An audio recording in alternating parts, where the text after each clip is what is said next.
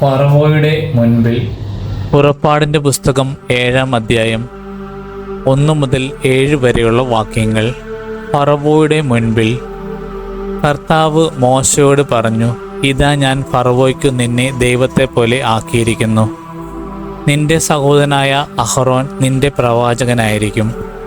ഞാൻ നിന്നോട് കൽപ്പിക്കുന്നതെല്ലാം നീ അഹറോനോട് പറയണം.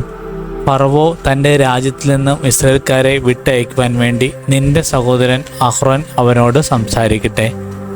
ഞാൻ ഫറവോയുടെ ഹൃദയം കഠിനമാക്കും. ഈജിപ്റ്റ് രാജ്യത്ത് വളരെയേറെ അടയാളങ്ങളും അത്ഭുതങ്ങളും പ്രവർത്തിക്കും. എങ്കിലും ഫറവോ നിങ്ങളുടെ വാക്കു കേൾക്കുകയില്ല.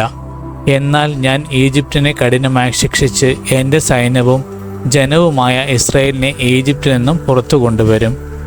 ഞാൻ ഈജിപ്തിനെതിരെ കൈനീട്ടി ഇസ്രായേൽ മക്കളെ അവരുടെ ഇടയിൽ നിന്നും മോചിപ്പിച്ചു കഴിയുമ്പോൾ ഞാനാണ് കർത്താവെന്ന് ഈജിപ്തുകാർ മനസ്സിലാക്കും. മോശയും അഹ്റോനും കർത്താവ് കൽപ്പിച്ചതുപോലെ പ്രവർത്തിച്ചു. അവർ ഫറവോയോട് സംസാരിക്കുമ്പോൾ മോശയ്ക്ക് 80 അഹ്റോന് 83 വയസ്സായിരുന്നു.